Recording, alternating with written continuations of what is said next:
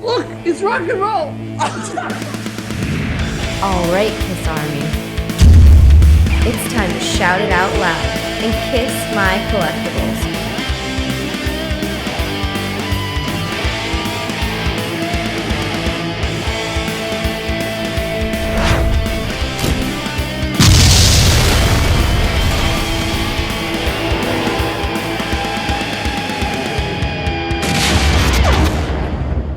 Hello, everyone. Welcome to the next episode of Kiss My Collectibles. I am one of your four co-hosts, Jason Herndon, and with me, as always, is Tom Shannon from the Rockologists.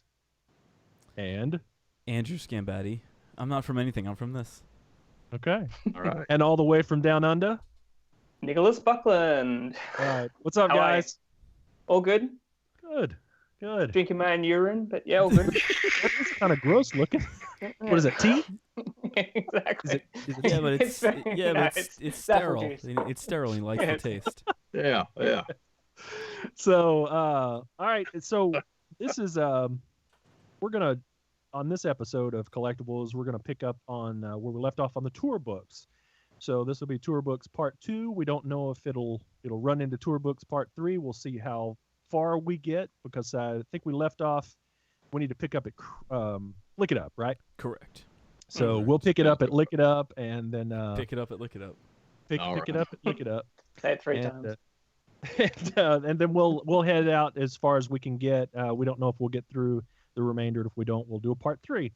So that's what we're going to do today with some housekeeping. I think Andrew's got some stuff he wants to show. I've got a few things I want to show and just a few things to talk about, and then we'll get into it. So Nicholas literally has nothing in the room he's in. Just nothing. Got a chair back there. Yeah, got a chair. He's probably got like an Eat, Pray, Love poster behind him. No kiss. Yeah. Yeah. For anyone who doesn't know, I'm selling my house, so it's a cold, sterile showroom at the moment with zero Kiss stuff around, which is very, very sad. you don't think that would be good for your sellers market? Oh, I don't know. Probably not. But Bonus return of Kiss Tourbooks. Yeah. Oh Yeah. yeah. So all right. So Andrew, you want me to go first, or you want to yeah. go? You go first. You go first. I got a bunch of stuff. So Yeah. Right. well, do yeah. Well, I got a bunch of things in. I don't know if I'm going to show it all. It's mostly vinyl, and it's all vinyl related. But But recently, is it all Kiss related? That's all well, right.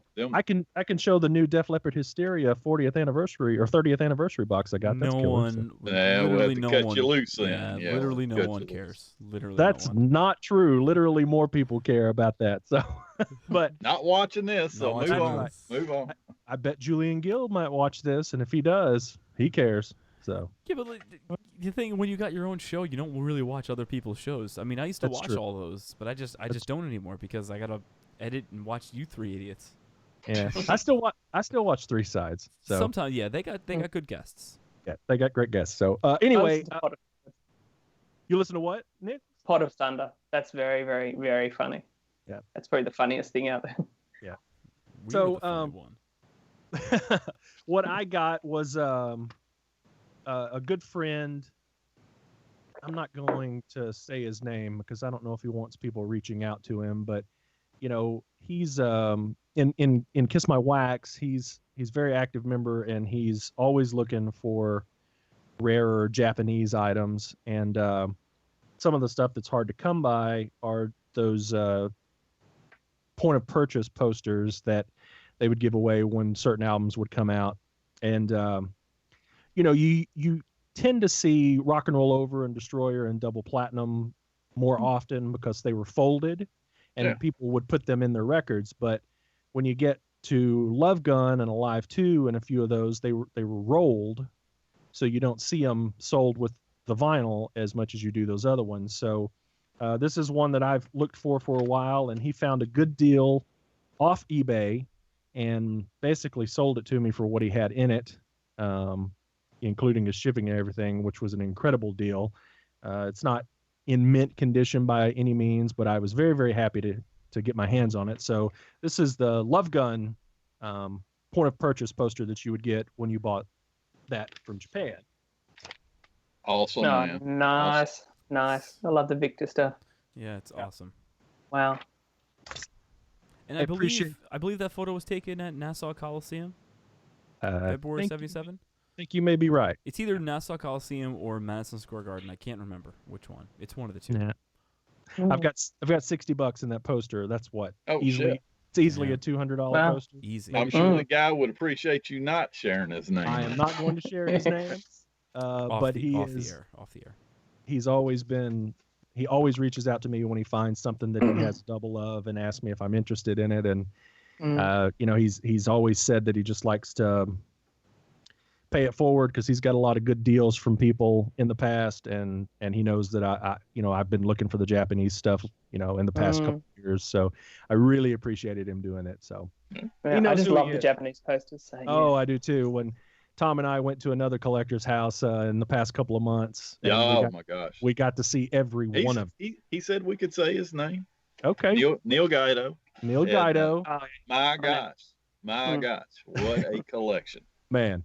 Most unbelievable thing I've ever seen. There's no Japanese poster that Neil doesn't have. And he's got them in all of these, like poster bins. Very organized. Very organized. It's, like you would go into a record store and flip through your posters. They're all in those poster bins. You just flip through them. Oh, man, cool. it's I made 2 8-hour round trips down to his house to take pictures for the book. I mean, it was incredible. I made 1 8-hour round trip, but we'll have to have him on the show. We'll have to have him on the podcast. Oh, yeah, for sure. Neil is he mainly Japanese stuff, or is he collects everything? I don't know what piece of vinyl he doesn't have. Honestly. No, he has more vinyl than. Yeah. There's a couple people that have shown some pictures in wax, and recently that is pretty unbelievable. But I think he rivals them. He's got a lot, and I'd call him the paper goods king as far as what I've seen. I don't know anybody who has more paper goods than him. Yeah. Normally when we collect, at least the ones that I've seen, most of us collect like the music lives that the main music life, Kiss on the cover or something like that. So there's 5 or 6 of them, and there's 2 main ones, and there's 5 or 6. He has every Japanese publication, that just a wall of Japanese publications that even has a mention of Kiss in it. Yeah. It don't have to be. I mean, it was nuts. It was. Well, yeah, he built so and I don't have my notes in front of me. That autograph sheet. What was that, around the originals or something like that? Yeah. 2 of them. There's 2 of them. There's 2 variations of it. Yeah. So. Yeah. But I think what makes them so different too is their use of graphic design is very different to, say, stuff coming out of the States or Australia. I mean, that's why I love those Japanese 45s. There's something about them that's using like orange and yellow writing or like green and light blue. It almost doesn't fit in with what Casablanca were doing, but it looks great. I mean, I think I don't even own a vinyl player, but I still collect those little 45s, the Japanese ones, because I just like the look of them. It's just beautiful bits of art, Well, I think we definitely need to have him on maybe a couple of times as a guest when we get once we get into maybe press kits. Yes. Man, I mean, good access. He's close. Close to you guys. We should do. But we don't want to say too much about that. We should do a Kiss My Collectibles remote, and I'll take my camera there, and we'll shoot his. That would be a place to do it. Yeah. If he was okay with it, that would be a place to do it. Yeah. Great guy. Anyway, I digress. But anyway, so I picked up a few other pieces of vinyl. Common stuff. Nothing. No. I've had these held in my cart at my work. I work for a vinyl distributor, as many people know. So I got the pictures, German, and the Love Gun, and the Resurrected. Nice. Cleared that out, and then I got a couple of bootlegs. A couple of what? Couple of bootlegs. Illegal. Actually, these probably fall into that bootleg counterfeit thing because they have. Of course they do. They're not going to stop. They have these replica tour books, all different pictures, but. But I've seen. Yeah, I agree. So, but you just about can't get away from it. If you want the vinyl, the counterfeit crap comes with it. So yeah, which they don't have to do that. But on the creatures front, because not everyone watching this show may not know or may know, what was the story behind the actual music that is on the creatures? Is that the 85 version on all of them? Or correct. Is it the 82? Yes. No. Yes. It's not. No, it's not. No, yes, it's not. Okay. It's the 85 version on both, on the US and the European. Correct. So you're telling me if you put two turntables down side by side and play a US and a European, that they are going to sound the same all the way through. Well, the track listing. They changed the track listing. Okay. That's not. Then they're not the same. Well, but they used the remixed versions from the 85. The 3 songs that were remixed in 85, what I would refer to as the 85 master, is used on both versions. They delayed the US version when they were notified that it was the wrong master that they used, but all they changed was the order of the track listing to get it back correct. Which is a brand new variation. I understand that, but the audio is still the same. It's 85. Okay. But it's still different. Spotify? It's still different. The 3 remix songs are on all the versions of the 2014 reissues, no matter where it came from. Okay. Come back in 10 years and see which one is valuable and which one isn't. I know. I'm just saying, for the remixes are on there. It's not the original versions of the 82 versions of Creatures of the Night. And what was it? So where can you hear the originals? The 97 CDs are the 82 versions? Correct. And the Spotify versions?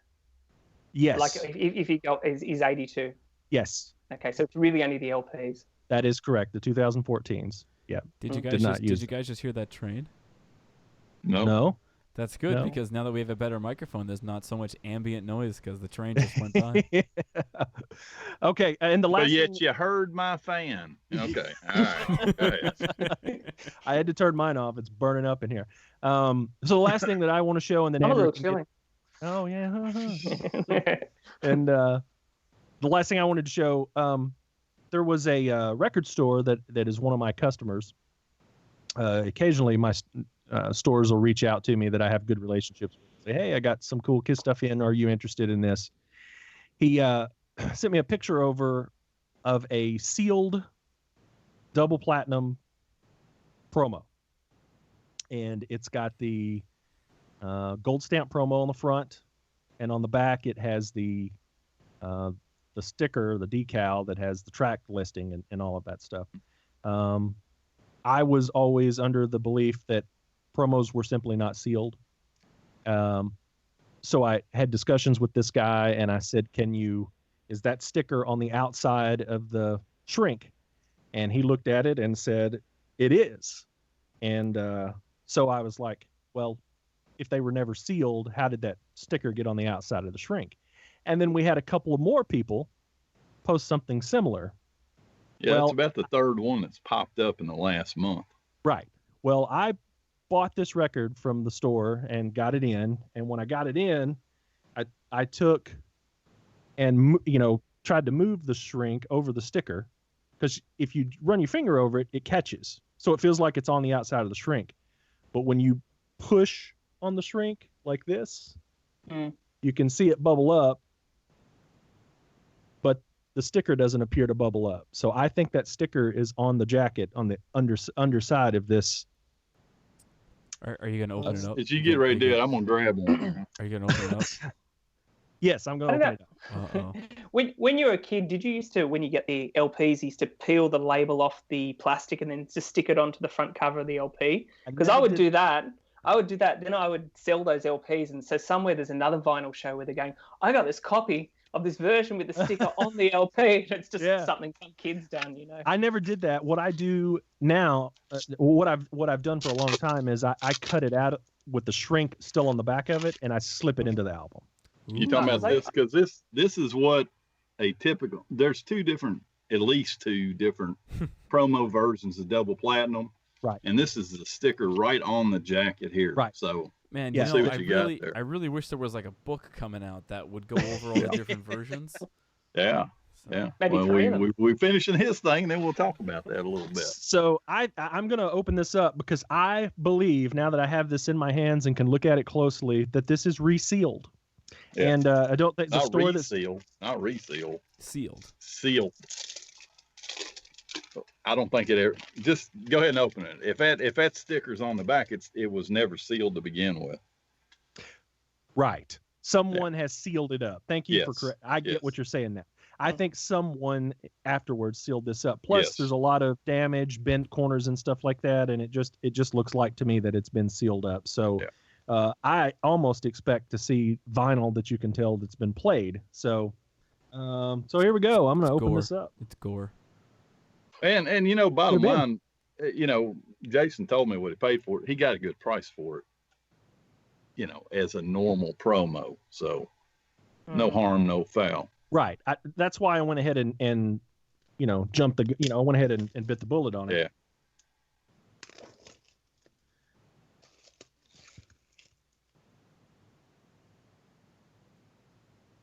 Is it on the shrink? Looks like it is. It's on the fucking shrink.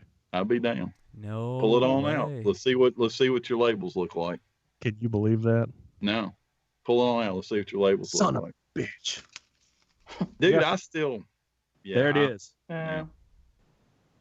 Let's see what your labels look like. Unbelievable. That kind of made me sick at my stomach. Why?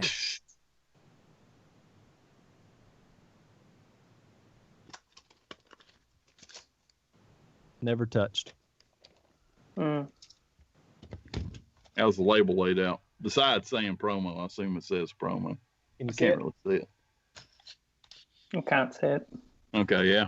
So that's laid out the exact same way this one is. Now, for a fact, mine was never sealed.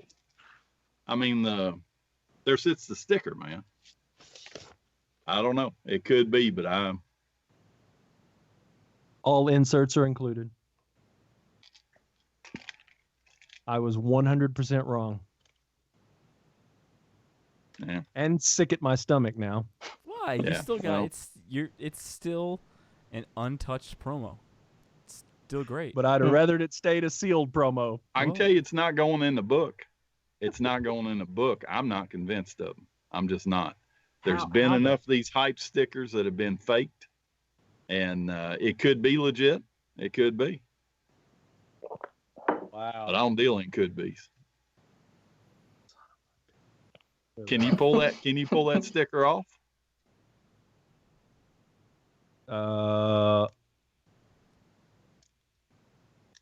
Yeah. There you go, dude. Okay. So there's your 40-year-old freaking sticker that's not adhered to the shrink.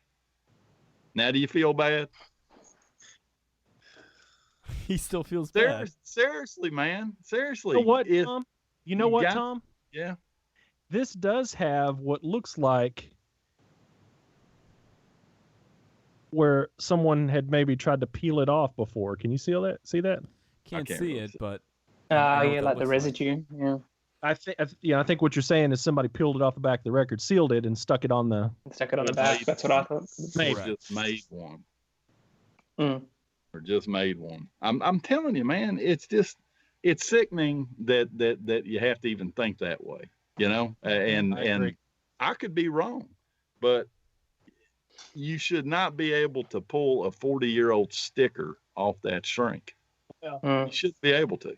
That is definitely going to cause some conversation, I think. Oh, I'm sure. I mean, I've heard it before, but I mean, I'll guarantee you, if I tried to pull this off right now, and I'm not going to do it, it'll rip the hide off this record. Sure.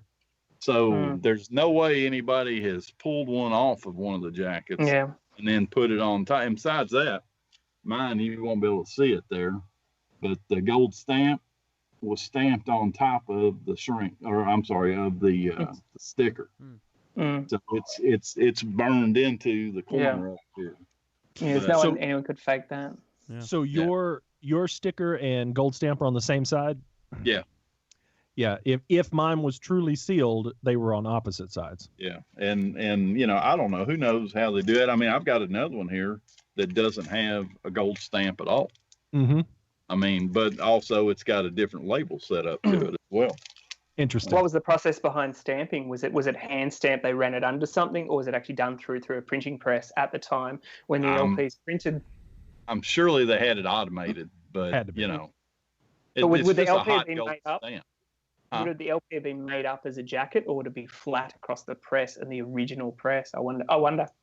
No, it wouldn't. No, they would take them after they're done and just run it through this hot gold stamper. You know, I try not to talk about too much stuff because you don't want to give people ideas, but you know, you can go get a gold stamp made now. Yeah, I could go get it done today, and you know, it's been done. You know, that's why we try to be so anal about this stuff. That could have been a legit thing, Jason. I don't know, but it just it bothers me that you can pull that sticker off that shrink. Right, and on top of that, the shrink.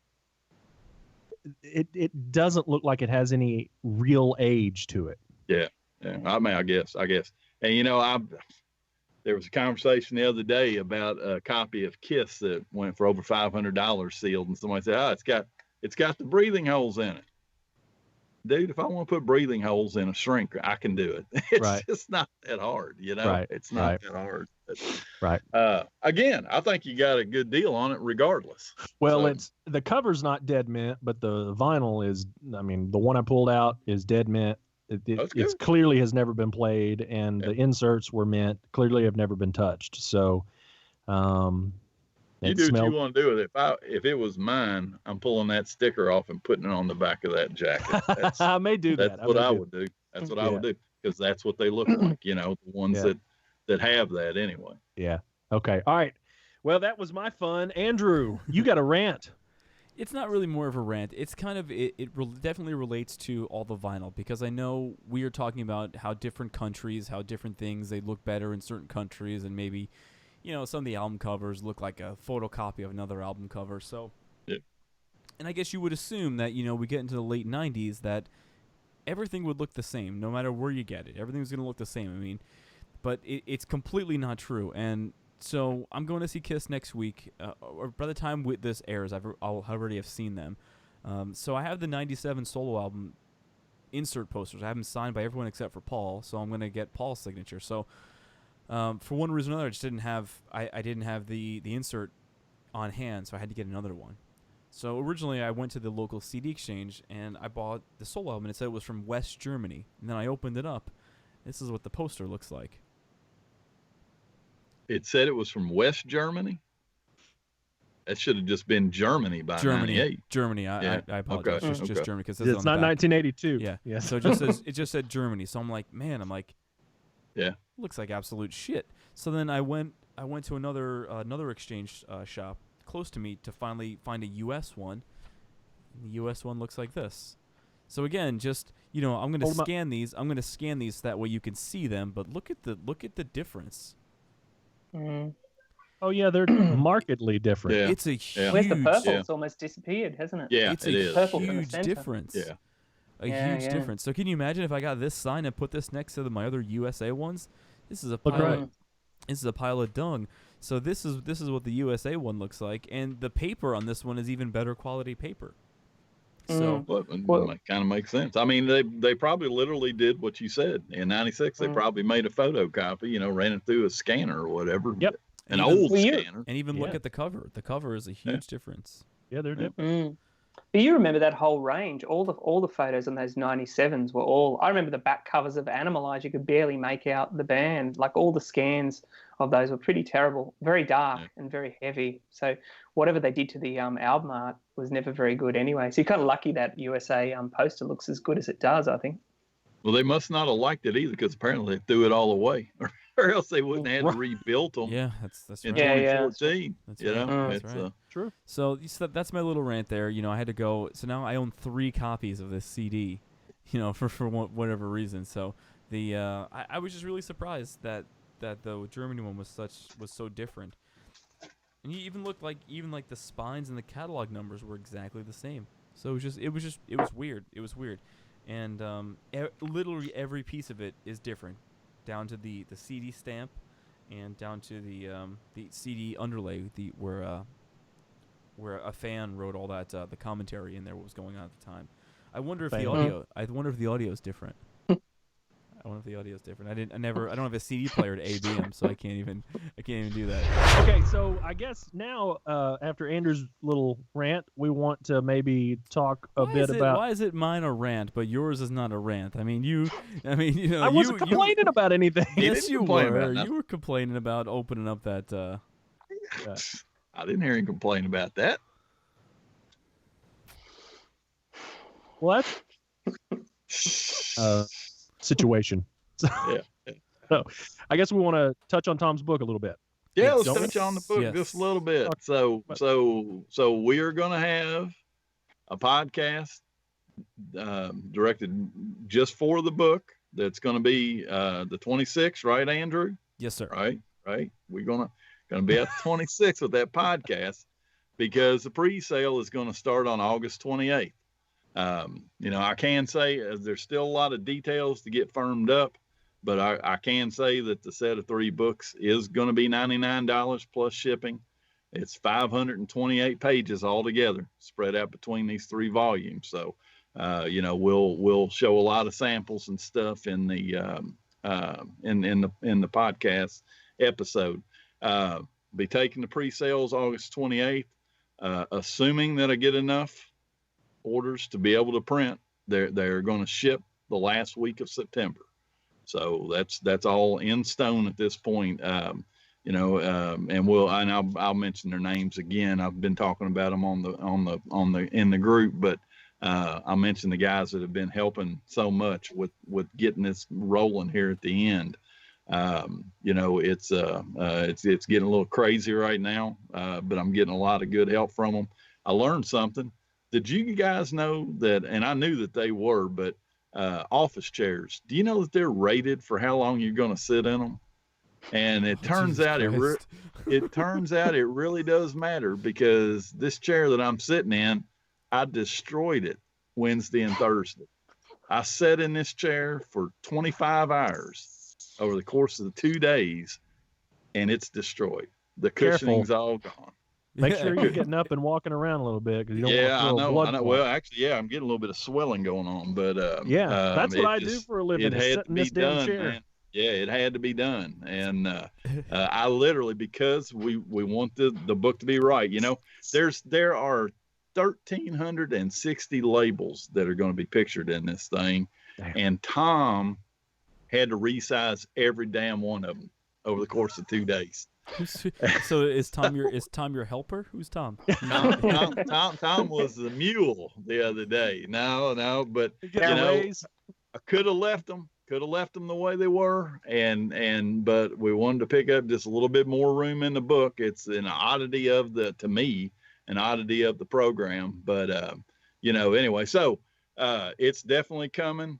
We are going to hit the deadline, and I'm like, right now, Axel Reuter is actually who is dropping all the labels in on the pages. He thinks he'll be done with that by the end of this month. So we'll hit the time frame there. And man, there's stuff that you just wouldn't think you have to be concerned about doing this stuff. I mean, I'm pretty organized and all that, but you can't, there's going to be 6 labels per page. Okay. You can't set all those pages up and then go back and go, oh, we need to shift them all one position. That's not happening.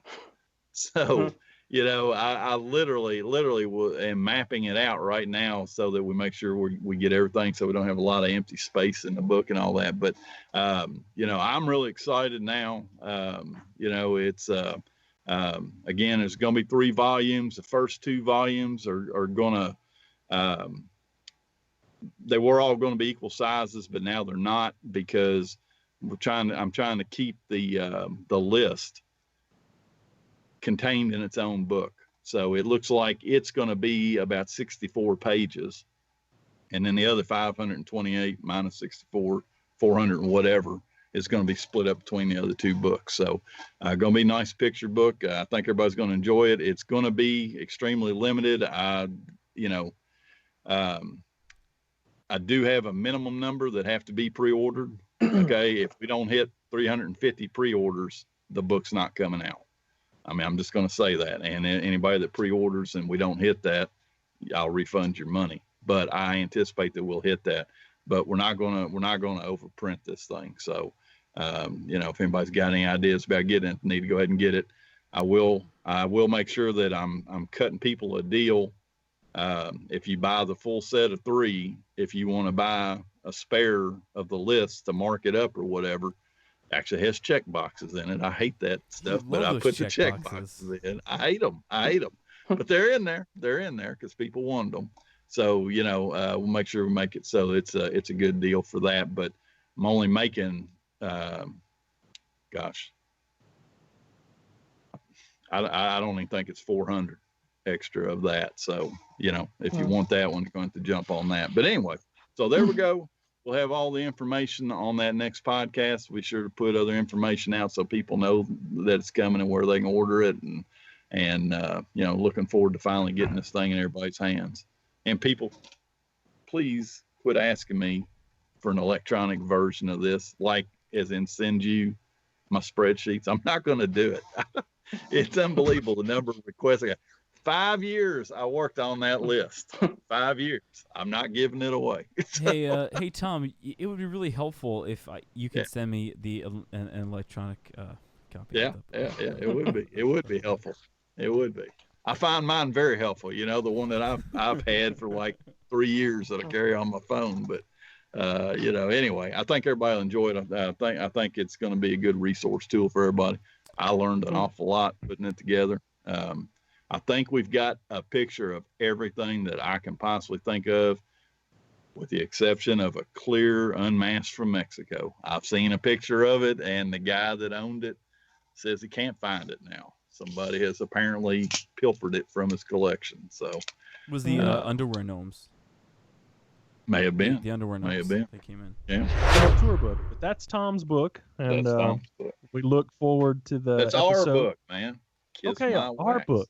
Kiss My Wax book, and we'll have that episode up. We should be recording it later this week. So, but let's get into Tour Books Part 2. We need to pick up at Lick It Up. So, who wants to start? I don't have one, so okay. Well, won't be me. Unfortunately, in my little studio here, I don't really have room to bring down all my tour books. However, I do have a comprehensive list of everything, and we can go over all the differences. But before we get started on there, we do want to make just a quick correction that we said on Part 1. There is, as far as we know at this present time, we have not been able to locate or see or have any evidence of any version of the 1976 On Tour book that had a picture of Destroyer on the back cover. Right. So we're not saying it doesn't exist. We're just saying as of right now, there's a slim possibility it exists because we have no proof. No one has been able to show a copy. Possibility somebody hoaxes. Correct. Correct. So, or hoax Kiss FAQ or whatever. Yeah. Wherever it came from. Yeah. Where did it come from? Where did that Kiss come from? Monster has it. Kiss Monster. Oh, Kiss Monster has it listed? Or was it kissnews.de? There's two different tools. No. Kiss Monster. Is it Kiss Monster? Kiss Monster, run by the great Julian Gill, which is where a lot of our content comes from. Did we ask him directly where he got that? You know what? I don't think so. We should probably do that. Yeah. People like Per Strid said he'd owned like 20 over the years and had never seen the Destroyer one. So I'm kind of leaning towards that because he would know. I agree too. So they could. You never know. Okay, so getting back to Lick It Up, two versions of this tour book that we currently know about. We have a European version and a North American version. The European version mimics the 10th anniversary cover, but instead of saying 10th anniversary on the tank, it says World Tour 83-84. And the contents of this one and the USA one are very similar. The Paul pictures are changed as well, and the cover is changed. So isn't it funny how every time they do a tour book and it's changed, it's always Paul? Yeah. Yep. The vainest member of the band. Oh. Yeah. Nicholas Buckland. I'm the vainest member of this podcast, so how's that even possible? I can say it. How's that even possible? So I used to. Yeah, so I don't have the tank. I used to have both of these, and I had really, really nice copies of both of them. But in one of my purges, I did end up selling all the '80s tour books because I figured I could always easily buy them back. Yeah. So, but yeah, there's 2 versions that we currently know about: European and North American. Do any of you blokes have anything to add? Blokes. I thought the it's obviously not in my one, but the European version had the merch form in it. I thought that was the only. I've seen it on the Kiss Monster one, where it's like a yellow kind of background. Yeah, you know what? You're absolutely right. It actually has some cool stuff in here. It has a gray and black baseball jersey with the Lick It Up album cover art on it. There's just a black T-shirt with the same cover as the tour book. Then there's a regular black T-shirt with the Lick It Up album cover artwork. Then there's a black sweatshirt with the tour book cover art. Then we got. Can you hold that up, Andrew? Or are you just going to drop them in? Yeah, I'm going to drop it in. Well. Yeah, I'm looking at a picture of it right now. That's how I know it's on it. Got some scarves. Set of 5 postcards. I wish I knew it was on those postcards. Yeah, we've had some discussion about those items before, I believe, because they don't really have any.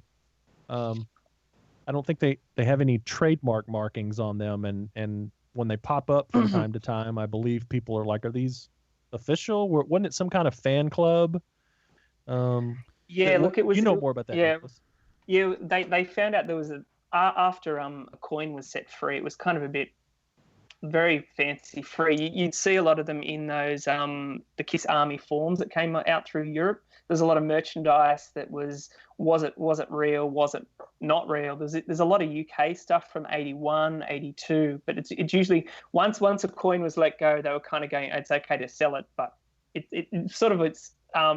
Perth Street seems to call it semi-official at best. Right. There's a guy called Paul Scarborough who's helped me on a lot of that stuff for everything Kiss. He's going, there's never any markings on it, but it was sold through the official fan clubs. And obviously Kiss approved the fan clubs, but not necessarily the merchandise. Right. Yeah. Got out of their hands and out of control, basically, is what you're saying. I think that's right. Exactly. Yeah. No one policing it, basically. Yeah. And I like the glamour photography in here. The Vaseline on the lens thing. They used to get late night commercials for photos in the 80s. Basically, they all went to JCPenney and they had these photos taken. Which always made me laugh as a kid because I always used to see the family photos coming out of the States, and we used to always, like, at best, our family photos would always be something in the sun and someone's like pulling a face and you barely get any people look at camera, and then we'd always see the American ones and they're behind some backdrop and all be like, exactly. Like, those studio horrible. Really bad hair. I should have Andrew drop in some of mine. Exactly. Man, the 80s, they were not kind to Kiss. They were not kind to Kiss. They weren't kind to anybody. But and you look at the video, like, just look at them walking. First of all, the drummer, Eric Carr, he's not even walking in the time of the song. Like they're walking up and I'm like, dude, what's going on here, man? It's from Peter. I can understand from Peter, but not from Eric. Jeez. Oh boy. Okay, so moving on. Moving on to Animalized.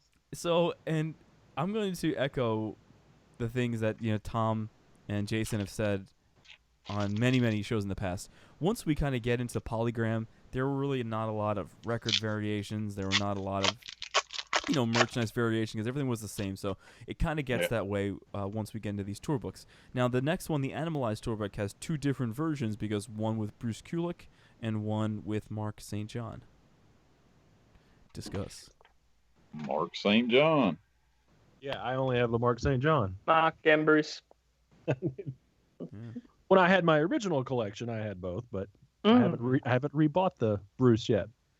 I don't get the opportunity that often. I don't see it that often. And also too, if you look in the actual book, I mean, obviously there's going to be a bunch of shots that are different because they took out all the shots of Mark. But if you look at Bruce's, his splash page, it's still Mark's hand.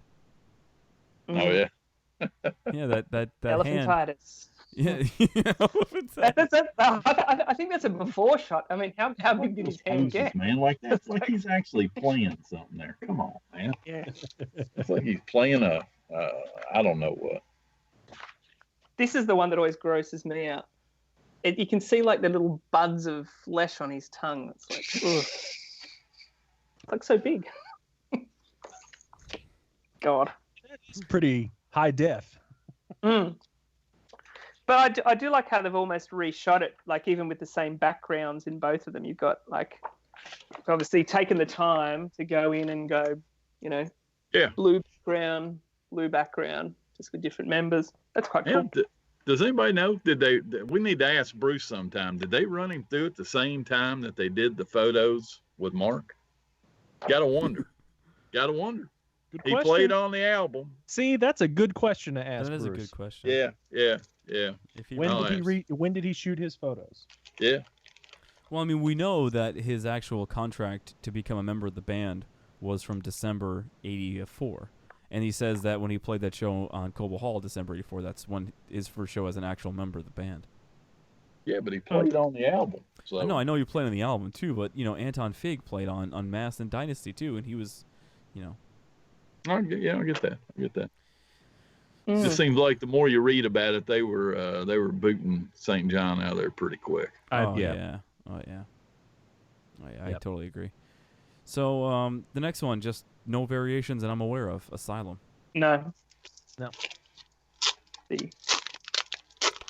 And here's a fact about the Asylum tour. This was the only USA only tour since Dynasty. Mm-hmm. They didn't play anywhere. Excuse me, North America. They didn't play anywhere outside of North America on the Asylum tour.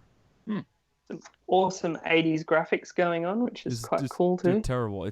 This. I remember I got this tour book for free with an Asylum T-shirt, and I was like, I don't even want this. Yeah, it's man. Hey, you're not gonna take a tour book, Well, no, I know I now. love this tour now. Yeah. But even you look at this one, I just thought there was a huge drop in quality between the Animalized one and this one. At least the Animalized one, you have like. Really? Yeah, even the Animalized one, like you see. Well, let me explain. Okay. Because even the Animalized one, you have like all those animal print backgrounds, which look kind of cool. And then you look at this one, and it's like just a bunch of like green dots, and it just looks really cheesy. But I get that. But I got to say, for whatever reason, I haven't really looked at it for a while, other than the fact that they only got the two of them on the front, and they put Eric and Bruce on the back. Of course. But this actually looks better to me than the album cover. Paul Stanley does another BC Rich ad in there, also playing in a very strange Mark St. John, not correct guitar style. It says the only guitar that backs me up. I think he needs some Metamucil to no one's doing anything. But what's he wearing? What's he wearing? Because I feel like it's a pirate shirt. Like I feel like this shirt would also be in Jack Sparrow's wardrobe. Yeah, it's a tiny bit kimono-like, but I'm not too sure. Yes, so that's that.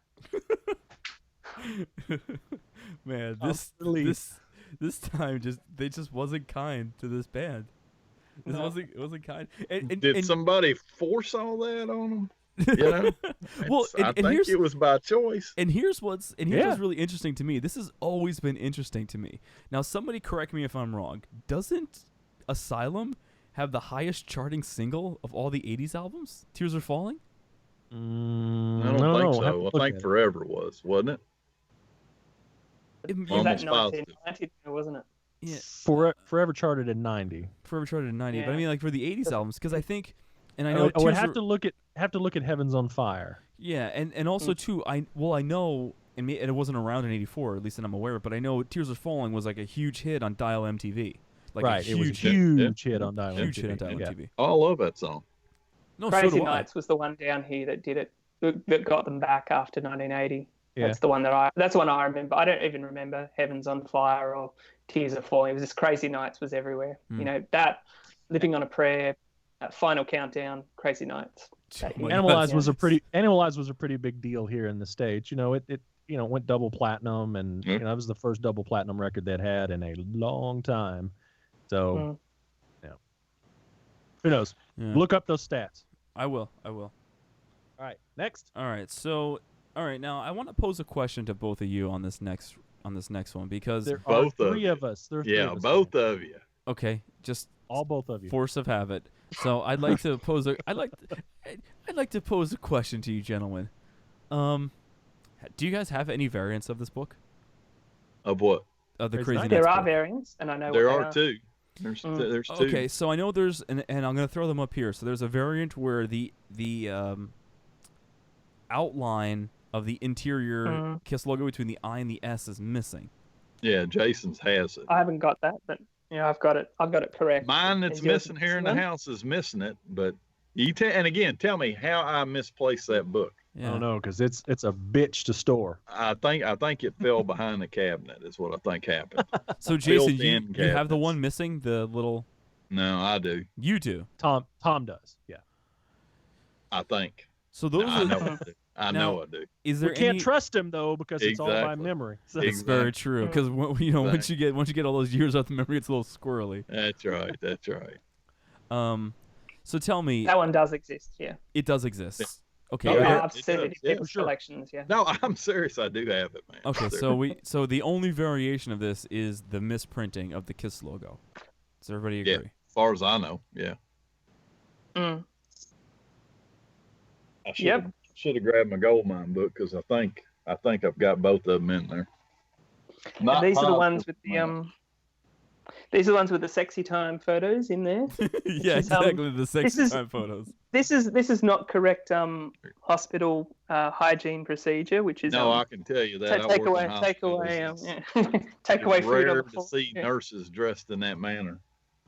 There's an ashtray, and also a bedpan on the floor, which is cool. The ashtray actually would be time appropriate.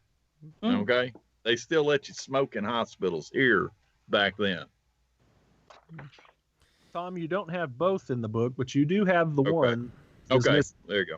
Yeah, because that's mine. And one last thing I noticed when I was looking through last night, the very last credit in there is C.K. Lent, R.I.P. R.I.P. Wow. R.I.P. There's that. Wow. Yeah. C.K. Lent, R.I.P. So they must have had to put him in there and then booted him off the bus. Yeah.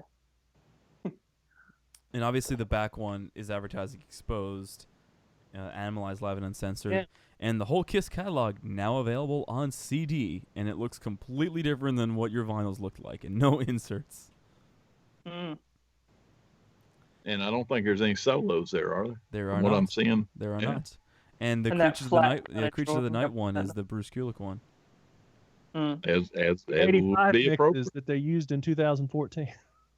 Yeah. And double platinum is that illustrated kind of flat. Yeah.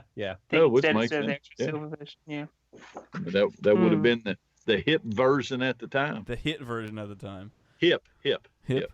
You know, it's funny you mentioned that because the Bruce Kulick Creatures, I had that on cassette. That was one of the first cassettes I ever had. One of the very, very first cassettes in like 1988 or 89. I used to play it on my first Sony. It was a little first cassette I ever had was 88 or 89. Yeah. I'm a youngin', guys. E-dicks. I know you are.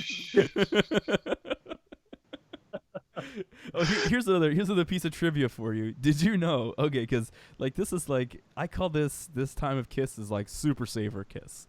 They were just trying to save as much money as they could. There was no stage show. There was nothing going on. You know, so if you watch some of the Crazy Nights videos, the close-ups of Gene are repeated over two of the same videos. The close-ups in Crazy Crazy Nights are also repeated in Reason to Live. What's that? I'll have to look at that. It's so true. And there's a thread about it on the KISS FAQ run by the great Julian Gill. So and someone actually took screenshots of that and then matched them up on YouTube and then took a screenshot of the YouTube. And I was like, you know what? I just thought this was a really bad time for him. But it's his little costume with his little froofy little leather jacket. It matches. Hey man, hey, whenever you're implementing catchers leg protectors in your outfit, you're on. You're on.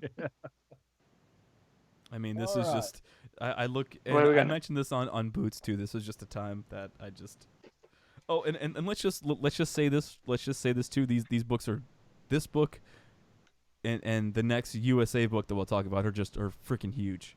Yeah, well oversized. Yeah. How did I didn't get to go to the concert here. I mean, actually, I think they canceled the Hot in the Shade show here. How in the hell you go through a show with this and come out with difficult. it intact? It was very difficult. I was in third row center in Nashville and bought that thing at the very beginning and held on to that thing the entire time, and it was absolutely miserable. Miserable. Well worth it, though, wasn't it? Because, I mean, you could never get that now. All right, so next worldwide tour book is the 1988 Japanese tour book, Crazy Nights. Oh, crap. I forgot about that. Yeah. Oh, yeah. I have this one. Mm. And just like the previous Autographed Japanese by Bruce. Oh, that's nice. That's nice. Nice, yeah. This one, to me, looks like a JCPenney catalog. Yeah, we're back to the patterns again inside as well. From Asylum, they almost look the same as Asylum. Little patterns inside. Yeah. I never could figure out that suit that Bruce has got on there. Is that reel to reel or is that radioactive symbols? I never have been able to figure it out. My friend has that suit. He owns really? it. Yeah. Does he wear it? No, can't fit in it. Can't fit in it. No. What's going on in these pictures, man? Can you imagine trying to explain to and you, Jason, actually all three of you guys probably had to like explain this. Can you imagine? So you got like the Love Gun tour book, and Gene is like up there. He's got the demon boots. He's breathing fire. And then you got to explain to someone that this is the same guy. Well, this is the same guy. When you see. When I went through that time, and we've had this discussion before, when I went through that time, Tom was a little older, so he was probably looking at all the 80s fashion going, this is ridiculous. But, yeah, man, come on, man. That stuff was hip when I was, growing up in the 80s. I mean, everybody was doing that. It wasn't just KISS. Everybody looked like that. That's true. And so it didn't seem out of place. It just seemed, that they were trying to fit in. I will have to say again, go back to the catcher's leg protectors.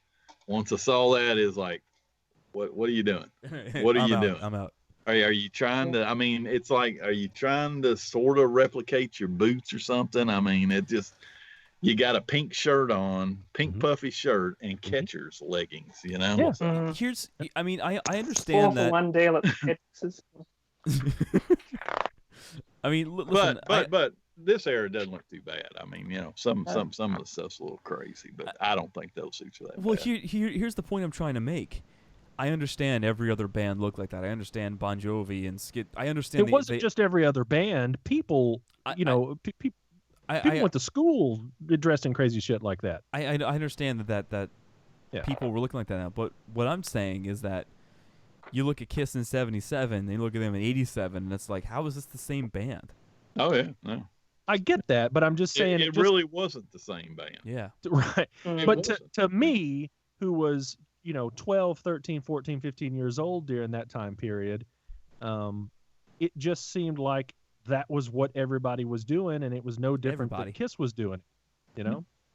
Did you feel during that era that they felt, I don't know how, because I suppose timelines, everything, but they always felt like the also ran band at that time? Like you had all the main bands like your Guns N' Roses and Poison and Bon Jovi. KISS always felt like they were there, but they almost felt like they are still from another time, but they're now dressing like everyone else. Not because I wasn't that big of a KISS fan until around about 91, 92, and I was into Metallica and AC/DC and all those other bands. And I always felt like, oh yeah, then there's KISS. Oh, they're doing that now. I never felt like they were cutting edge. I always felt they were a little bit back behind what's cool. I think the problem is, and it leads to what you're saying there, Nicholas. They started following trends instead of setting a trend.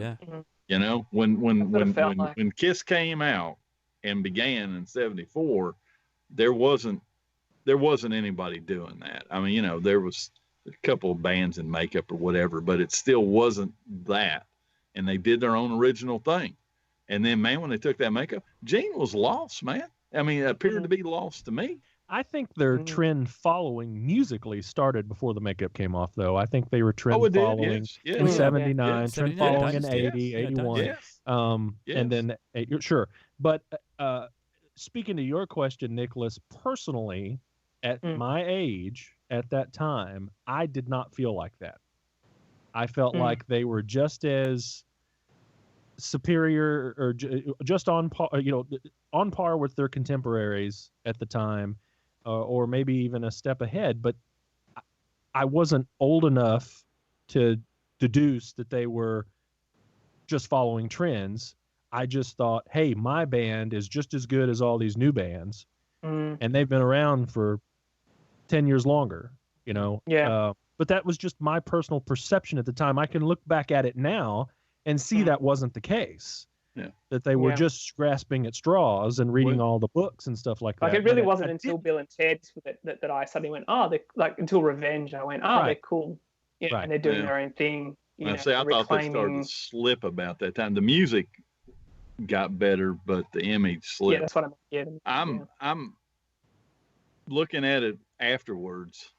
I am kind of the opinion now, and it'll never happen. Because again, just like we just said, Kiss and Makeup and Kiss in the 80s, that's two different bands. Two completely different bands. I don't care if they do have the same name. And I would tell you that band in the 80s probably deserves to be in the Rock and Roll Hall of Fame by itself. I agree. That's my opinion. I mean, they were established for a long time. I mean, it wasn't like, I mean, it was different. I mean, they faced a path that was totally different than any other band that you've ever seen. I mean, for them to have had 3 separate rises, and 2 of them followed by falls, just because that's natural. But to be able to reach the heights that they did in the 80s, be multi-platinum, I mean, they were, and but it'll never happen. It'll never happen. But it's a school of thought to think about. We're probably also looking at this from different perspectives of countries. I mean, I think I'm slightly older than you, Jason, but it was but like we had them here in 1980, then they just went away, and they reappeared in 87 with Crazy Nights. Then they went away, and then they came back with Bill and Ted's and Revenge, and that's all I remember. I remember them sort of in music magazines, but they definitely weren't on the level of Motley Crue, Guns N' Roses, or any of those bands at all. They were like, they're on the 4 or 5 pages in. They weren't top news here. No, in magazines here, they were on just as many covers as anybody else. Yeah, I mean, they were heavily pushed. They were on MTV, on all of those albums. There was Lick It Up, heavy rotation, Heaven's on Fire, heavy rotation, Tears Are Falling, heavy rotation, Forever, heavy rotation. I mean, they were hitting on cylinders, maybe not the big cylinders they were hitting in 77 and 78, but they were hitting on cylinders, and good attendance for the most part, not great attendance all the way around, but in Nashville, those dudes came close to selling out, the arena here, just like everybody else did. So my perception, especially from my town, being close to Nashville, Kiss was as big as anybody else. They weren't as big as Def Leppard. They weren't as big as Bon Jovi. Yeah. But they were as big as everybody else, Yeah.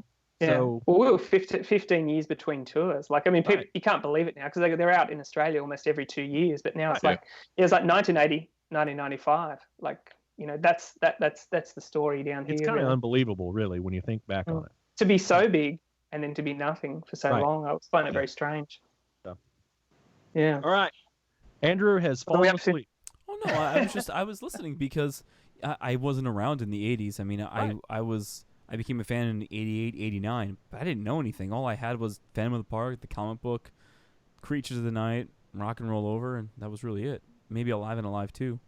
Yeah, and that's not even 80s Kiss, Yeah, I didn't know that. It's pretty interesting, perspective. So anyway, we pick up the next tour book here, next worldwide tour book, USA, Hot in the Shade. All right. The only thing I'll just say is it also had an ad for Kiss Chikara as well. That is cool. Oh yeah, it's quite cool. The Japanese and they've one.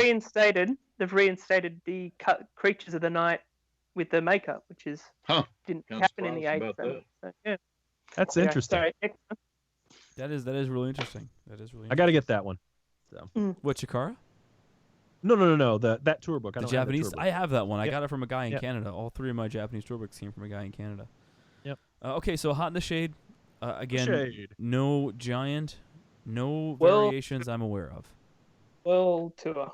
Where did Oh, they look go? here, man. Hey, so you're not going to see this too often. We got on the back page here, we got 2 members of our group that are on here, Bruce Kulick and Mike Rush. So, All right. you're not going to see that every day. That's So pretty this world dang tour- cool. Yeah. From Yeah. to Arizona. Yeah. It's got all the dates on the back. Yeah. World tour of Texas to Arizona. Did they go to Canada even? They did. Thanks. They did go to Canada. We are the world. Yeah. Well, they've gone back to the non-makeup creatures on here, though. Yeah. I don't know. Maybe that was just over in Japan that they released Yeah, it like must that. I don't Yeah, remember. exactly. Okay. I need a rant here for a minute. Oh no. Right?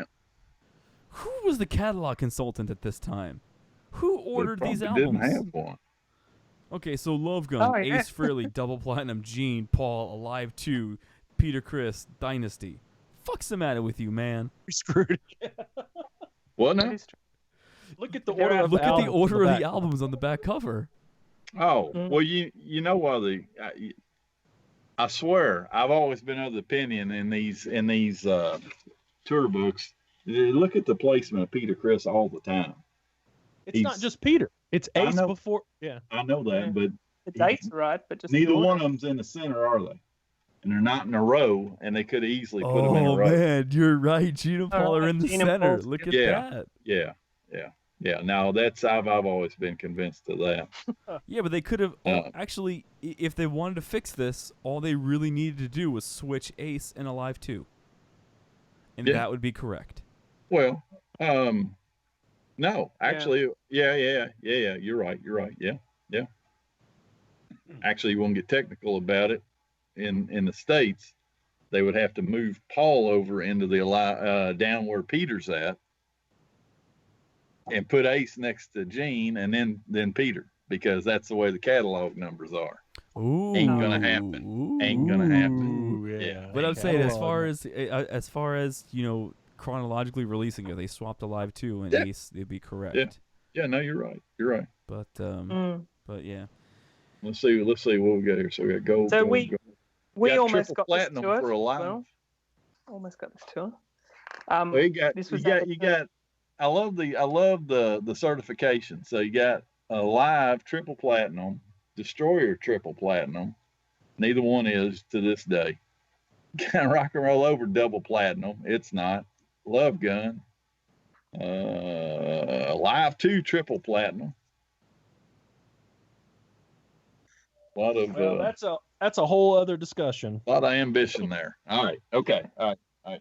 Still a nice tour book, and I guess you're lucky if you got one that isn't all bent up and tore up. Yeah. So. Mine's a bit damaged. Yeah. All right. So then the next one we got is the Revenge tour book, and this one's I do pretty not rare. have This that. one's pretty Yeah. rare. I do not have And this one. what is missing? What's missing from The the cover? The logo. logo. This Yes, logo. Who is this band? Don't say. Yeah. It's Revenge. It's the Revenge. Yeah. I like this tour book. I always liked flipping through this tour book. This was one of my favorites to flip through because I thought it was a good representation. And again, you go down, turn to the last page. Again, the albums are still not corrected in order. It's still wrong. Yeah. Oh, let's have a look. Oh yeah, it's the same as the last tour. Yeah, same as the last one. Just revenge Just an added. accident, I'm sure. I'm just an accident. Yeah. I sadly sold mine when I sold my original collection to Peter Arquette in '99, and that a huge mistake. I should never have let that go. I bought it at the show. Regret it. Yeah. I love how long Eric's hair is in this. It's like Yeah. I was watching Pearl Jam Unplugged the other day, and it was like Dave Abruzzi, the drummer, or however you say it. His hair's like down past his bum. Yeah. So, yeah. Cool Cool. tour book. Cool tour book though. I really, tour really, book. I I like really it. enjoyed Yeah. this one. Okay, so Yeah, next. it's got the, that thing. I don't know how accurate that is. I'd have to have a look at it Not again. very The accurate. Yeah, there's some That's fine. mistakes in there. Yeah. Not very accurate. Cool. Hats off to anybody trying to do one of those, though. Yeah. Okay, so Nicholas, maybe you can answer me a question on this one. Was this tour book also this next one that we're going to talk, the Worldwide 95-96? Was this also sold in Australia, or was it just in Japan? Yes. Yeah. I didn't buy one, but I believe so. Yeah. I got mine later. Yeah, because they've got it in English, but the Japanese one was in Japanese. Yeah, I have. Oh, so there are 2 versions. I didn't know that. Yeah. Oh, mine's Japanese. Mine's all Japanese. Okay. Yeah, I got the Japanese one. Hey, and they fixed the solo albums. Mm. Gosh, Finally. what was getting ready to happen? What was getting ready to happen when they straightened reunion? That out? Yeah. No, listen. This still fucking wrong. Right. It's still wrong. Fucking Originals 2, that came out before the solo albums. Yeah. Yeah, but whatever. You're right. You know, and then they got like, they got Kiss Your Car in there. Yeah, and they got Killers in there too. What's the matter with Killers being in there? Well, That was Japanese. Yeah. Okay, That was in actually, Japan. you know what? I take that back. This was something that was not available. This tour book wasn't printed for the U.S. And at the time, Killers was only not available in the U.S. until 2014. Yeah. Mm. Okay, all right. So I take that back. Yeah. Still, And very Originals- grungy. That's very in utero. Was it no? Is it Nevermind? All that kind of taking the photo and. Why the using all fuck? the Why effects. why is the Originals 2 in here and the Originals is not in here? What's Well, the original should be in there, but because somebody didn't know to put it together. Plus, couldn't have got them all in. Something's got to give. Yeah, no, something you could easily insert the originals because look, the top row is only 4 LPs and everything else is 5. Yeah. Good point. Started Don't know, to- Andrew. You know, I always just those things that they just annoy me. You know, Go hunt down that 85-year-old now graphic artist and tell him how you feel. Who has Here's the some- first history? Anyone? I do. That's Well, I do, you got yeah. I do. The, I have the I do too. the one with Eric and Bruce. Yeah, I do. I Yeah. don't think this is just my copy, but you notice Japan is a slightly different color than the Australia. This is Australia. This is Japan. Can you see the color difference? Not really. Not really. You can here in person. Yeah. Mm. Yeah. Okay. The Japanese is it's darker. It's more Well- blue, where the Australian's more purple. Talk about much more humble. I mean, think about that. At that point, Gene is wearing T-shirts for the comics, and Neria's wearing one for a Florida Kiss convention. And Yeah. I mean, Before they shut it all down later. yeah, man, yeah. Before they shut it all down. Yeah. That's the next tour book, isn't it? Or not really a tour book, but the conventions one, I think. The Yeah. convention. I would consider Mine's this a tour gone. book. Yeah. People call it a tour book. I don't have one. This is they plated it, so yeah, they're on tour. Yeah, I would. Yeah. Well, I mean, that was their tour. Yeah. I like this Rough. one. I thought this one was a good companion to the auction book as far as like seeing costumes and seeing cool pieces. Yeah, it's pretty neat. So I always really enjoyed this. So all right, finally we got some variations as far as tour books go. So there's 4. Hold on, let me think about this for a second. Yeah, and we talked about this tour book once before, and I think I said something wrong. Just want to tell you that right now. So Okay, so there are. I'm gonna split it up in two categories here, and I'm gonna exclude the Monsters of Rock tour book just for the time being, but I will come back to that because they do have pages in there because they did headline the Monsters of Rock Festival '96. As far as I know, and there's at least 3 versions of the. what about the black weenie velvet. roast? What about the weenie roast? Anybody got that? No. You know what That else is- we left? You know What? what else we left out? We left out the Monsters of Rock tour book from '88. I've actually got that sitting around here somewhere Yeah. too. Oh. Yeah, it's Kiss and Maiden. We left that out. Yeah, sure did. Yeah. That's Andrew's fault. He was directing all Andrew, that. Is that not in there in the list? It is not. It is not. So if you check out the list, it is not in there. Huh. So. No, I trust you. It is not. So does anybody have it on hand? I Nicholas, do somewhere, but I don't know where. I don't have it. No. Okay. Well. Yeah, I almost didn't look at it as a KISS tour book. Just more of an event tour book. It is an event tour book, but it's got KISS on the cover, and so you know. Back to Reunion. So there's at least 3 versions of the black cover, and I'm going to explain the 3 versions right now. And Tom, you could talk about, because I know what you're going to mention, so you could either challenge what I say or you can make a correction. No, you go ahead, and then I'll say if you say what I said wrong before, and I'll say what that was. But okay, all right. So we have the first version, which. And I'm going to classify these in a very gritty manner. We have the first version that does not have any live photos in here. Correct. And if you open up the center is actually to a band photo. So the center of the book is a band photo. Correct. So the one that Nicholas got, there you go. So then that's a first version? Correct. Yep. That is a first version. So then version 2 will have the centerfold as Ace's picture.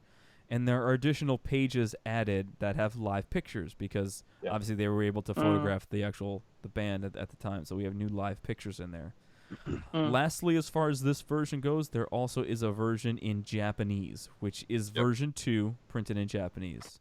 So those are the 3 versions. That's the one I have. Those are the 3 versions I'm aware of. Yeah, I got all 3 of those, and I had erroneously said at one time there's an oddball picture. I'm not wrong about this. So the first edition of it, this picture of Gene with the barbed wire on his head, they've done an excellent job of photoshopping it, but in the bigger one that's got the live shots, you can see the webbing from his hair. Okay, so I don't know how that goes in the second edition of it, but it did. And I'm sure I can't hold it up. Andrew can probably find one to do it. Well, I'm looking at the page right now. I can't see too much webbing, but yeah, no, it's there. So if you look up on over his left eye, up at the top point of his makeup, between the 2 tips, you can see the webbing. Or I can in mine. Maybe there's a 3rd version. Oh yeah. Yeah, I mean, but I can almost see it on that picture too. Under the black, it still shines. No, I don't know. I've never looked there. You know. I can just tell you that I cannot see it on that first version of the tour book. Right. And like I say, like Andrew was saying, like Andrew said, this has got the live shots in it. I said in one of the episodes that I didn't think this one had any live shots in it, and that was incorrect. So hold on. Are you trying to say that Gene Simmons' hair isn't real in those pictures? Oh my gosh. I'm just amazed that somebody put in the correct photo, the first version, and then somehow it gets changed for the second version. I mean, I don't know how they did that. How do you do that? It just weird. Anyway. Next we'll talk about Paul's hair. No. Who had the coolest hair in KISS? Exactly. Right. Oh no. he got this one. Is it next or is Silver's next? But I've got the in-store. Hold on. Yeah. I'm not done. I might be behind. I might be ahead of you. Yeah, I'm not done because I have some rants. Oh God. You got some rants. Wasn't he getting all touchy because you told him he was ranting earlier? Now he's ranting. I'm just gonna say. I know Tommy was a coordinator on this, but there are photos placed in the wrong year. That's all I'm gonna say. Good God. I doubt Tommy put the damn tour book together. He did. He did a lot of stuff like that. He may have, but for God's sakes, he was out trying to help him get on the road. You know. Yeah, he was the production coordinator, I believe, for the reunion tour, right? So here's I'm gonna limit this to one rant about this. Thank God. One rant, and you guys are gonna agree with me on this rant. Shoot. The motherfucking star is on the wrong eye. Look. Reverse photo. Yeah. Yeah, page 1, 2, 3, page 4. It happened all the time in the 70s. Well, this is 1996, and we on had official like merchandise. Is it that way in the tour book, or is it somebody got it flipped in his no, it's that way in the tour book. online thing? Do you have? Okay, do you have the tour book handy? I Nicholas do. does, I'm right? gonna open it back up. Which page? Oh yeah, that one. Yeah. Okay. See, All right. fired. Okay. All right. So Tommy, now, fine. all right. So now, we're gonna. There's 2 additional versions with the silver cover. One was put out by Metal Edge, which was released to newsstands. The other one without the Metal one? Edge. I'm not too That sure one. which one's which. That- That's Metal Edge. That's Metal Edge. Correct. This Okay. is, Oh, yeah, I can this see it is there, the Metal Edge, legit yeah. one. Yes. Ah, okay. That I don't know what these go for now. This I thought was going to be worth some bucks, but I never had No. that one. So it's got a poster in it too. Yeah, this comes with a post. This wasn't this on the Lost Cities tour? Is it a- European. European? Okay. Yeah. So yeah, it's got this poster in it. Yeah, got that cool poster in. I gotta get The that Metal one. Edge one has the same poster, but the It's the got back, the the calendar calendars on in the mine. back. Yeah. Oh. Oh, okay. Is it the same poster? Is it? I Oh, tell yeah. you, at Oh, the it sure time is. there was like a $60 difference in the two. I know that. You know what I always forget whenever I look at these tour books or when I look at any video from this time period. The band looked great. The band looked really, really great in the reunion tour. I really, really think the makeup, the reunion Yeah. tour. Yeah. Paul and Yeah, Gene but, looked great. Yeah. Ace looked pretty. Ace and Peter put on a lot of weight before. By the Yeah. time Psycho Circus came out. Well, yeah, Yeah. I'm just talking about the reunion tour, the 96-97 reunion tour. I thought the band looked Oh, great. cool. Yeah, that's cool. So, All right. Yeah. Those are okay. all nice tour books. Yeah, yeah. So, okay, so anybody have anything to add about the Alive Worldwide tour books? No. So, No. in total, there are 5 versions of that tour book for that tour. Only that I need to At buy least. next At Yeah, least, at at least least. 5 versions. The local radio station had a contest here in Lexington, and it was to do the most outrageous kiss, and the winner would win round trip airfare for 2 to Los Angeles, tickets to the Dodger Stadium show, blah, blah, blah, blah. Okay. And so I'd already won a contest there before. I can't remember which tour it was. We had like 30 something horses statues around town, and whoever could turn in the most pictures of them kissing the asses of these horses would win tickets.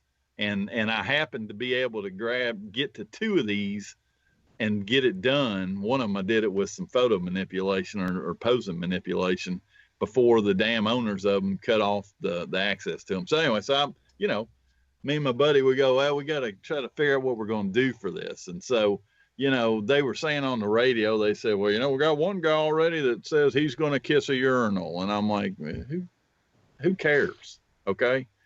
I mean, so Did you that going to last pull, week? yeah, you're going to pull it out. I mean, so you're going to clean it. Who cares? So we're trying to figure out what in the world can we do. And so we decided that we were going to hook up that Gene Simmons mask up there to the front end of my truck, front end of my truck. And my buddy had a small car with a hatchback, and we were going to rig him up so that he could lean out of the back end of that car as we're driving like 45, 50 miles an hour. And then I've got the Gene head on this PVC pipe, so it's sticking out in front of the vehicle, so we got a little bit of cushion. And we're going to video as he leans out to kiss this thing. Okay, sounds cool, doesn't it? I mean, seriously, think about that. Yeah, I mean, Sounds dangerous. I would laugh at that. I'd watch that. Exactly, man. Exactly. Well, it turns out to not be dangerous at all if you're not a dumbass about it. You know how to get harnesses hooked up. So we tried to pull him out of that car and could not get him pulled out. We had a body harness on him, had proper wires. I mean, man, if somebody can come down the side of a building and wash windows 30 stories up, you can surely make sure this works. So we get my wife to be the driver of the other car, and how long do you think it took us to get that worked out? Because we did. We did it at the road in front of the radio station, 60 miles an hour. How many times do you think it took us to nail that? 10. Very first time. I was going to say first time. Oh, wow. I was gonna say very first time. It was unbelievable. When two vehicles are moving basically the same time, we just nailed it. And nailed it over and over and over. And turned it in. And they picked the guy that kissed the urinal. They refused ours, said it was too dangerous. Said, we already did it. It's rock and roll. We already did it. What do they want? The fix was in, man. That's what was up. Yeah. The damn fix was in. I was so pissed off. Anyway, so I didn't get to go to the damn concert, even though I should have. Yeah. All you had to do, Tom, was kiss a urinal. Yeah. No, because he was already doing that, So anyway, Psycho Circus. Psycho Circus. At least 2 versions of this tour book. One kind of being the bare bones version that says Dodger Stadium 1998 on there. Yeah, that's what I got. And then we have the second version that just says World Tour 98, 99 and has additional photos in there, live photos. Yeah. And this thing is not near as rare as you would think it would be for one show because everybody wanted this, Mm-hmm. Yeah. So some guy slipped this inside mine, which is quite cool. Oh, hey, that is very cool. The poster thing. Oh, press ad. Nice. I don't have that. Never did understand the whole point of a 3D concert. Isn't that what the hell a concert is in the first place? Life is 3D. Yeah. So anyway, anybody? Good tour. Yeah, I mean, I enjoyed this. I was going to say anything else, but I enjoyed this tour book. I actually really enjoyed. So when I got this tour book, I saw them at Madison Square Garden on the Psycho Circus tour. But what came inside this tour book was like a little pamphlet that showed like a bunch of cool merchandise and stuff, and they had the tour edition figures of the Psycho Circus figures. Yeah. So I really sold them at the shows. Some of the shows they didn't sell them at my shows. Yeah, they did at mine, and I didn't buy them. I was at that point. I'd already realized that. Okay, so I'm sitting there looking up at I don't know how many action figures that are hanging from a soffit in here. Ain't one of them worth shit. So I'd realized that was the root at that point. They weren't going to be valuable. Well, I mean, and this tour book, sorry. No, continue, Nicholas. No, I was going to say this is the one where they're flogging all their instruments too. So you got the axe bass in there, Paul, Ace, and Kistery 2, the infamous Kistery 2, which I still haven't got yet. Yeah, which people are telling me not to get. You don't need it. Not missing anything. I got it. I got stuff in there, so Well, see, now that's cool. That would be a great reason. And I have Kistery 2 as well, sitting right over here. But and there's a really good story that goes with that, as you know, that I can't tell, or that I won't tell. Yeah. Mm-hmm. I like the opening lines for the axe bass is, the axe bass is designed by Gene Simmons. It holds an invention copyright with the Library of Congress. Like that's how he opens his sales pitch. I own this. With the Library of Congress. Yeah, it's the Library of Congress. That's for publications. You know my funniest Gene Simmons story is, have any of you guys ever listened to Kiss and Makeup on tape? No. So it's really funny because it starts off, it's like a Kiss and Makeup by Gene Simmons. And I'm Gene Simmons. And he starts reading the book. Who am I? And I just thought that who am I being the first line of the book after he just said who he was funny. All right. We'll do the last one in this. We'll have a Tour Books 3, and so we're going to stop with this next one, and that is the Farewell Tour book. Farewell Tour. So this one also. And I've lost one, so I don't know where it is. You've lost it? Well, it probably fell apart like the first Kisteries did, because mine is fallen completely apart. Man, I got a bunch of these. I don't even know how the hell I ended up with all of them. How many do you got? Are they still together? Yeah. I don't know. I don't know. I'd like to buy one from your trade one for you. Yeah, so would I, Tom. If you have some that you wanna. I have to look around for. Okay. Are there variants? Yeah, there's Not that I'm aware. Well, there's one variant. There's the American one, and then there's the one in Japanese that has the Eric Singer insert. Oh yeah. I've got the die cut cover, and if you're not careful, you slide it into something like I did, it'll rip these little things. Mm-hmm. But my biggest rant about this tour book, it's very, very thick, but just like the original, or the very first histories that came out, where the pages fell out, these pages are prone to separate. This whole entire farewell tour book is torn completely apart. Yeah. Well, it's perfect bound now. It's not saddle stitched, unlike the others. I think it's the first perfect bound one, isn't it? Is it the only one? Probably. I think it's the only perfect bound one. Yeah. Yeah. Of course, my rant is that the concert that I no longer have it anyway, but my stage busted guitar, and I do still have Jean's makeup towel. It's not in here. All I know is I got the ticket stub up there that says the date, but I guess they could have licensed somebody's list. Has anyone got the Eric Singer insert in theirs? I do, but I don't know where that copy is. I took it out and I have it framed, and it was signed by Eric a couple years later. Cool. I do have it. So the tour books are the same. They just slipped it in, didn't they? Well, no, the Japanese one says 2001 on the front page, and the front page is in Japanese. Oh, okay. Right. Well, this is thick. It covers, their entire career. It's got a page from just about everything in here. It's well done, I think. Oh yeah, yeah. The binding is horrible. I thought it was an interesting concept. Yeah. Especially when I started looking. Of course, I wasn't close to hanging around this stuff at that time.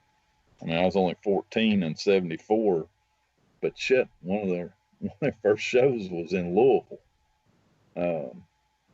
right before they went down to Nashville for 2 days. Yep, to Mother's Music Emporium. Yeah. But I did talk to a guy years ago that worked at a hospital with me. He found out I like KISS, and he was telling me that he was at that Louisville show and was sitting right on the edge of the stage, which I guess I can see that. I mean, he wasn't into them, so he had no reason to lie about it. Right. Right. But yeah, cool. Pretty nice tour book. Yeah. So that's our next bunch of tour books. Yeah. I mean, I didn't think it would take us 3 episodes to get through it, but I thought it would. Did you? Yeah. Yes, because this next pile is a bunch. That's true. You got some interesting ones. There's at least 20 remaining. Damn. At least 20 remaining. I don't think I've got them. Part 4? I hope not. Nah. I'd like to get off the tour book. We can cover because, especially the Alive 35 ones, just jumping ahead, there's only minor variations. There's 4 that I know. Some of them are just covers as well. Correct. Covers, KISS logos, and one of them there's like an Ace photo in there. Gotcha. But, okay. But yeah, so there are still a bunch of variations and still a bunch of cool stuff to talk about. So, anyone have anything that they would like to sign us off with or finish us up with? Any additions before we say goodbye? We good? Can't think of anything. All right. Well, until next time, we'll see you on the next one. Later. Bye. Thanks for tuning in to KISS My Kollectibles, your source for vinyl, toys, bootlegs, and more. Visit us online at kissmycollectibles.com.